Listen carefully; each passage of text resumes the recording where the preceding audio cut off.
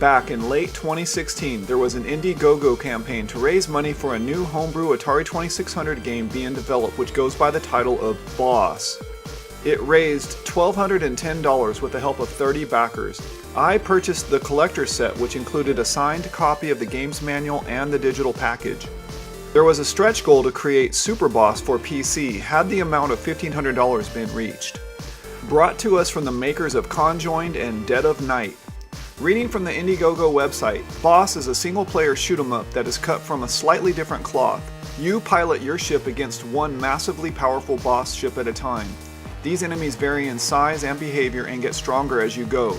The one constant is that they're tough. It's a constant battle of attrition that tests your reflexes, patience, and planning.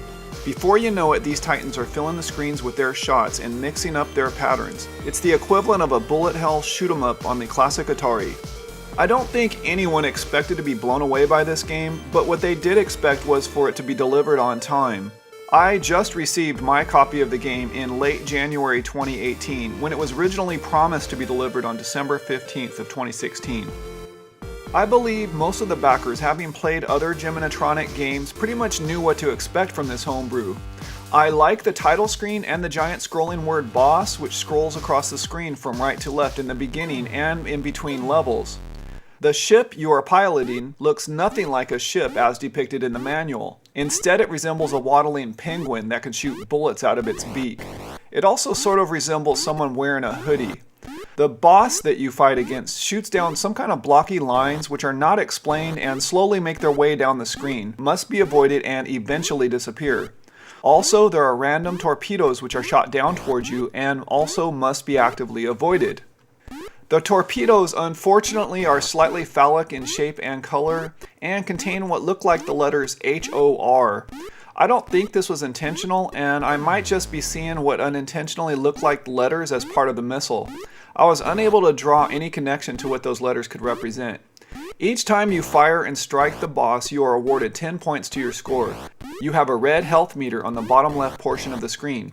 Your health starts out strong, then depletes, and from what I experienced, can never be replenished.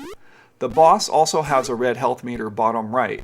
When you destroy a boss, you are rewarded with the opportunity to destroy a new boss. Wash, rinse, repeat. That is Boss in a nutshell. The game is about avoiding all objects on the screen at all times and trying to see how long you can last until you run out of energy. The game's manual offers little in actually explaining any gameplay, instead preferring to stick to the game's lore. From what I can tell, there are no game variations and the difficulty switches are not used. There is no explanation as to who the person displayed on the title screen is supposed to represent. Are you playing as him? Who knows?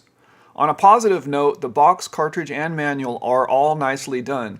I like how the manual was printed to look like a manila folder. The artwork is nice and grabs your attention.